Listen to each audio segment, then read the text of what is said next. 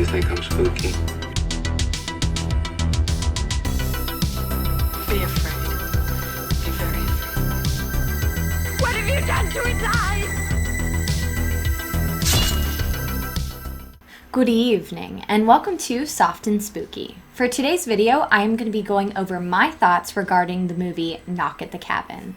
I have divided this video into two sections, so if you were interested in seeing the movie, you can get a feel for it without getting any spoilers in the first half. And then in the second half, I'm going to go into my spoiler-filled thoughts, but before I do, I'll definitely give you plenty of warnings, so no need to worry. But yeah, without further ado, let's sink our teeth in. Alright, so this film is directed by M. Night Shyamalan, and it was actually an adaptation of the novel Cabin at the End of the World by Paul Tremblay. I actually went to see this opening day because that trailer really sucked me in. I feel like they created such a good atmosphere for the film, though I do kind of wish that they would have kept a little bit more under wraps. I feel as though a lot of the plot points in the film were kind of revealed in the trailer, but it still left me with lots of questions and being curious to seek out those answers. Also, if I'm being honest, seeing Dave Bautista as a lead, I definitely wanted to see this. But yeah, the premise of this film is a little girl, Wen, and her parents, Eric and Andrew, are going up to vacation at a cabin in the woods in the middle of Pennsylvania. Initially, when I heard them say Pennsylvania, I got so excited, but then I realized, of course, it's Pennsylvania, because M. Night Shyamalan actually grew up, I think, in Philly. Go Birds! While at the cabin, a group of strangers descend upon the family and take them hostage. Under captivity, the strangers inform them that they were sent there on a mission to evade the apocalypse, and the only way to evade it is to sacrifice one member of that family. But the strangers cannot do the killing. It has to willingly be done by a member of the family. This film stars a rugged-looking Rupert Grint of Harry Potter fame. Hello, because I'm from British.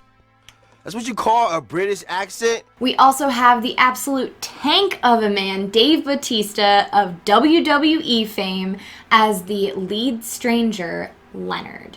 We have two other strangers, the first of which is Adrian, who is played by Abby Quinn, as well as Sabrina, who is played by Nikki Amuka-Bird. As for the family, we have Kristen Cui playing the adorable little girl, Wen, and this is actually her first ever movie credit and only her second acting credit ever. So this is super awesome, like really huge for her. We also have the skeptical daddy Andrew, who is played by Ben Aldridge, and then her other father is Daddy Eric, who is played by Jonathan Groff, who I personally feel looks like the good twin of Glenn Howerton. All right, listen, douchebag. Apparently people think we look alike. Personally, I don't see it. Holy shit, no, yeah, I see that. As I was gathering up some information for the film, I found the coolest poster for this.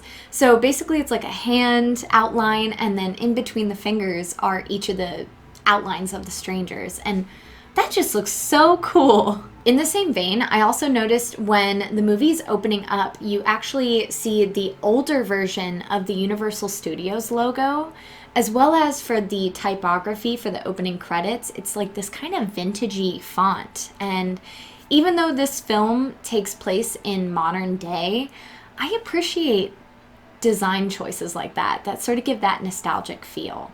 Stylistically and visually, I found Jaron Blaschke's cinematography to be so refreshing to look at, for the most part. In the first scene where Wen meets Leonard, we get Dutch angles of both characters, and I have to be honest, it didn't really work for me. So the way that it looked, they had a Dutch angle for each character, and each time it went back and forth in the shots, it was zooming in closer and closer. And I think what my issue is, because I respect that choice, I think that it gives that like kind of claustrophobic, no way out feel. I think they started zoomed in just a little too close, and it was almost distracting then. So I felt like I could just see every single pore on both of their faces, and I don't think it was visually pleasing. And I feel like if they had just backed it up a little bit, I think that wouldn't have been an issue for me. That being said, there were other shots that totally impressed me. Like, I loved when there was a tracking shot on Leonard and his weapon. And I have to say, pretty much all the outdoor scenes, especially in the evening, those were immaculate. So there are a few scenes in the evening outdoors where it activated a memory for me, because you see this dense greenery and then they added this kind of like bluish tint to it. And it perfectly captured that feeling of being outside on a summer evening, and it's in that thick, humid air. I thought it was fantastic. I think something that adds to that kind of nostalgic memory feeling is the fact that they used 35mm film to shoot this on, as well as using lenses from the 1990s, and it really just gives it that kind of hearty, old school look that reminds you, I think they were going for that 90s thriller vibe, and I think they succeeded. I have to say the acting was quite good in the introductory scene between Wen and Leonard. Wen even has a line about how she gets, I think, frustrated that either her teacher or guidance counselor is always commenting on how great it is that she has two dads, and she gets the feeling that with her saying that so much, that the teacher or guidance counselor actually means the opposite. M. Night Shyamalan just loves making his children characters very precocious, but I do feel like this line actually worked really well for me. I feel like this line helps us develop an understanding of Wen's relationship with her parents, as well as her emotional intelligence and social awareness. So I feel like this actually was a really good line, and I appreciated it. As for Bautista, he made me so uncomfortable in this scene, and he did a great job, because I just felt my skin crawling as this big-ass dude is talking to this tiny little girl. As we know from the trailer, the strangers gather and enter the cabin where Eric and Andrew are staying, and I have to be honest, this initial scene here kind of took me out of the mood for a little bit. Guys, I swear, it's like they put microphones in everyone's mouth. It just, I don't know if it's just me, but it felt like that first scene when they enter the cabin, it was just all heavy breathing.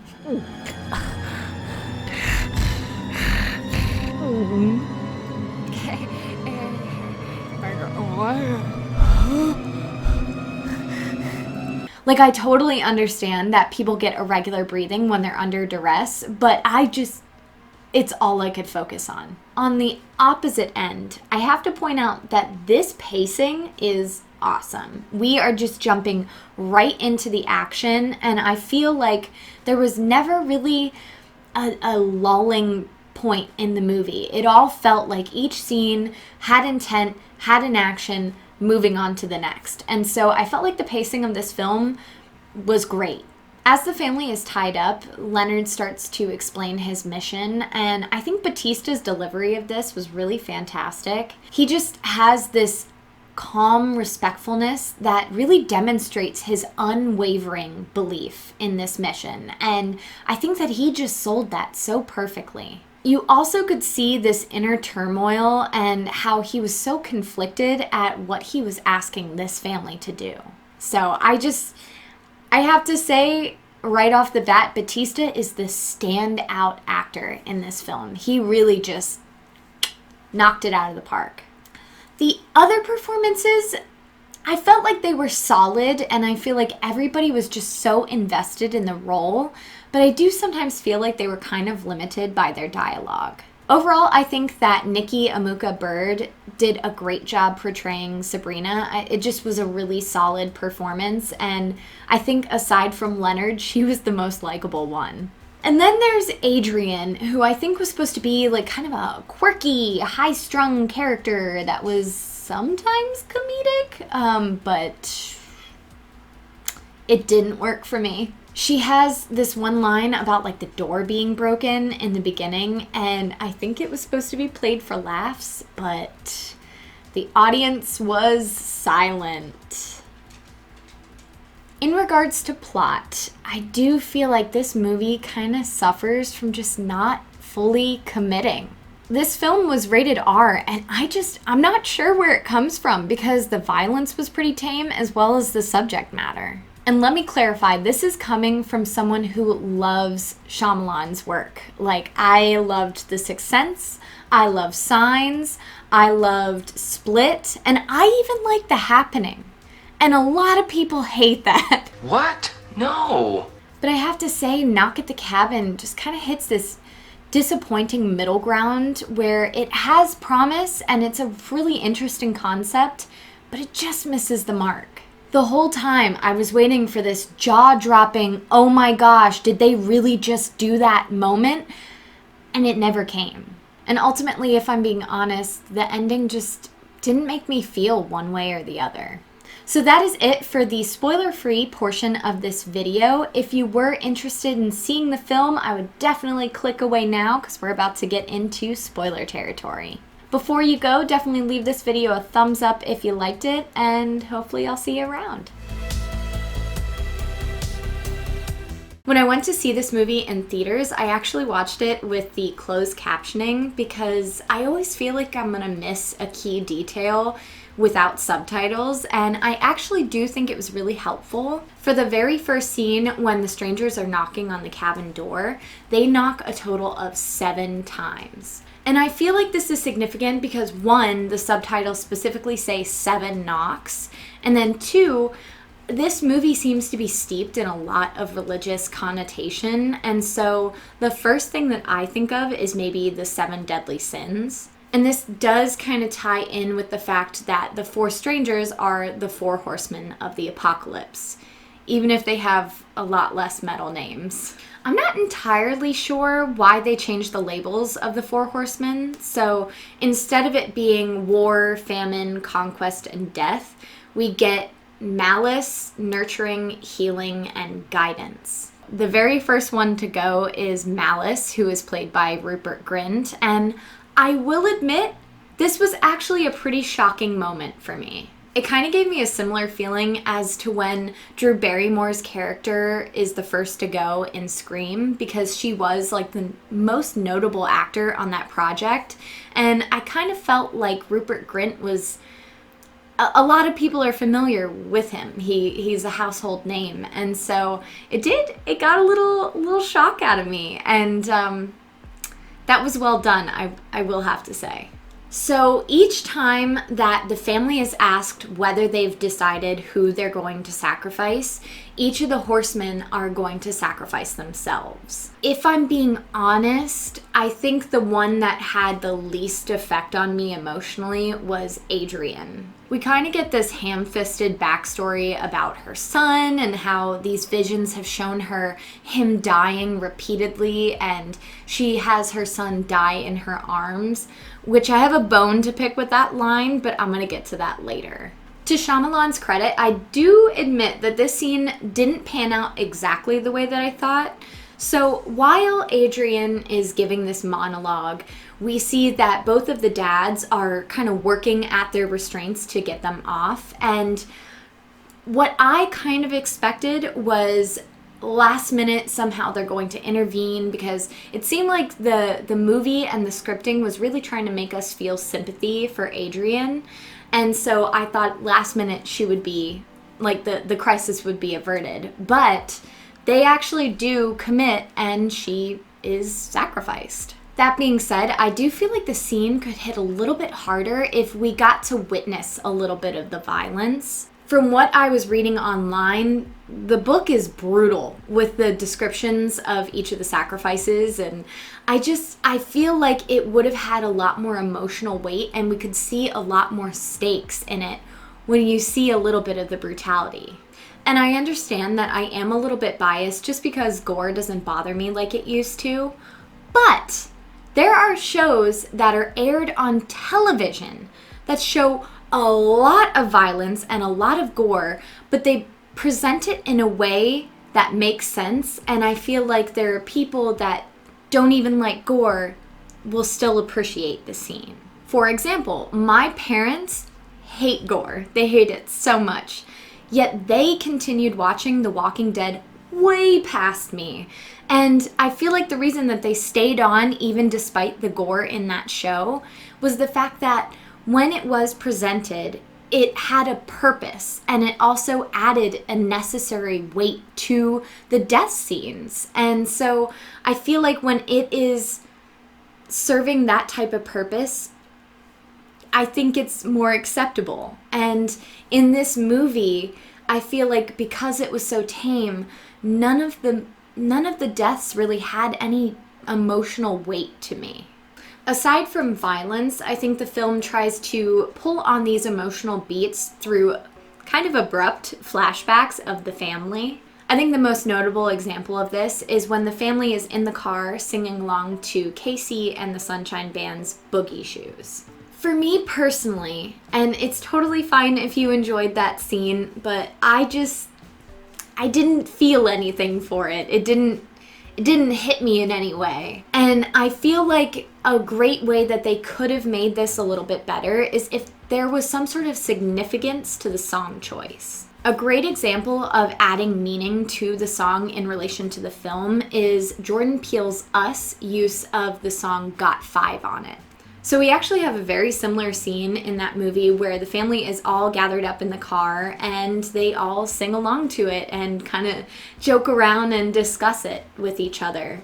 So not only are we getting a feel for the interactions between the family, but there is also significance to the song itself. The song title itself has symbolism, but more importantly, the song is actually even reincorporated later into the film with plucky violins and a more ominous orchestral vibe to it.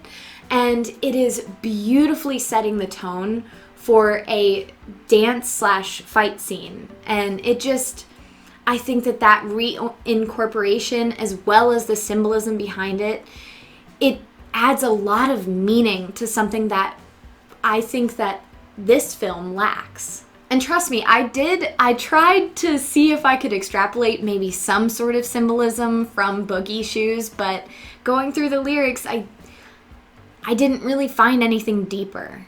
And this isn't to say that every song choice in a movie needs to be steeped in subtext, but it's just something that I've kind of come to expect from Shyamalan in his previous movies, where there might be a seemingly minuscule detail that comes to be a huge plot point. So I was expecting there to be some sort of hidden meaning behind it.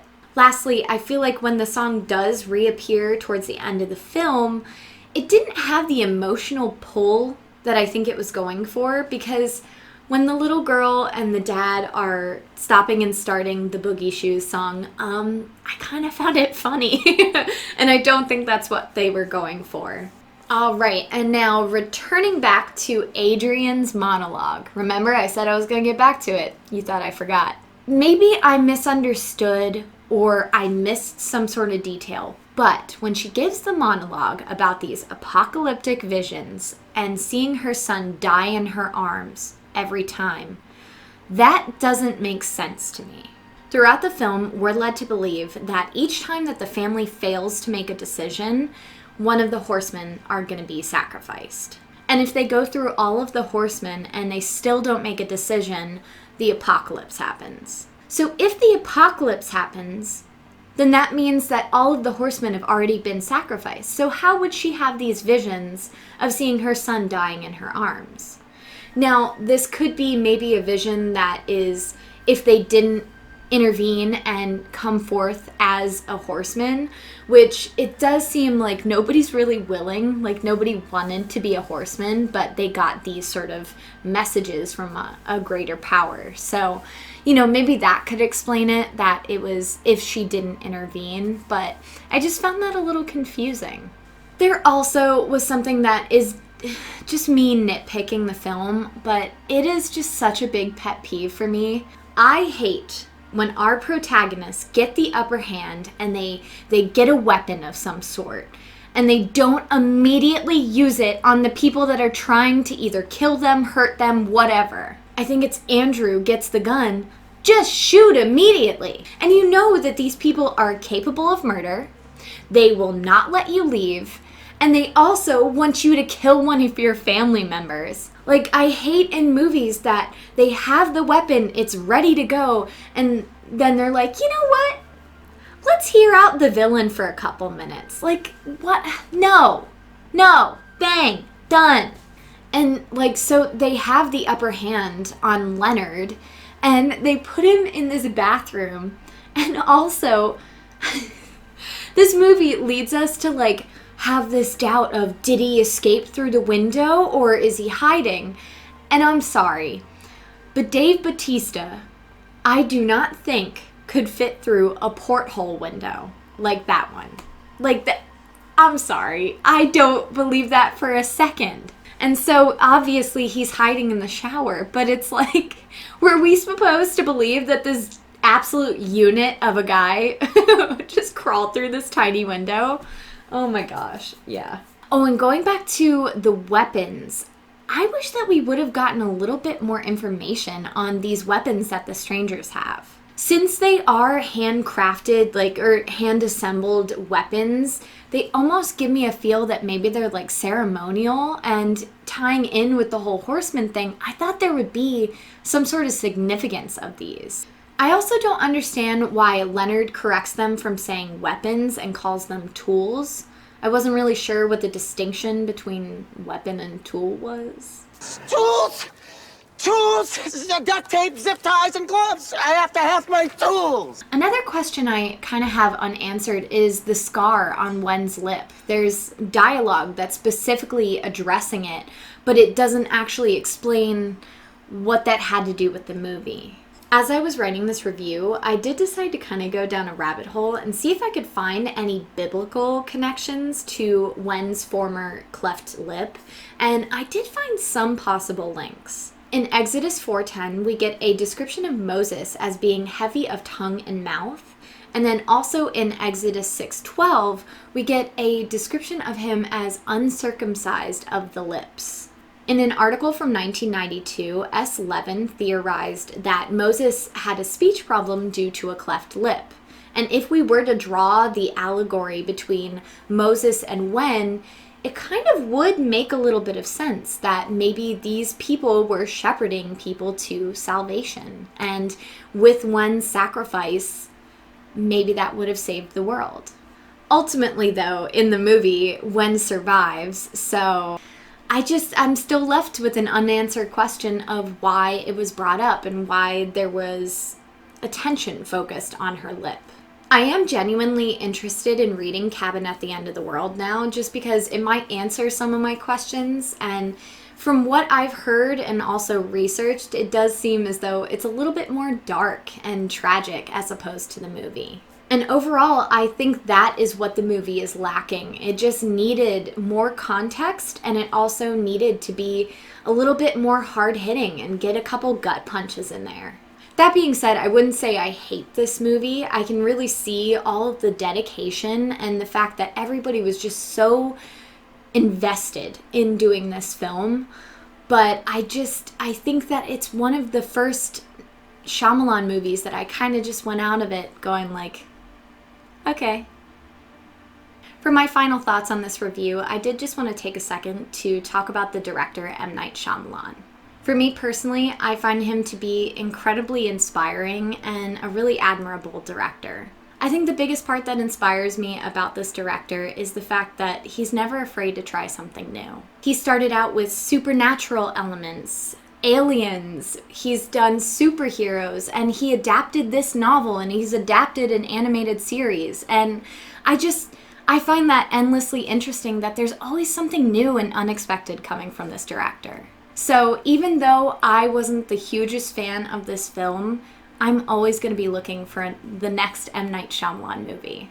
And that is about it for my review of Knock at the Cabin. Have you guys seen this movie? What did you think of it if you did? Also, if you have any theories regarding the questions that I asked in this video, definitely leave a comment down below. If you guys enjoyed this video, definitely give it a thumbs up so I know, and also hit that subscribe button because I am a brand new horror channel and I'd love to see you stick around.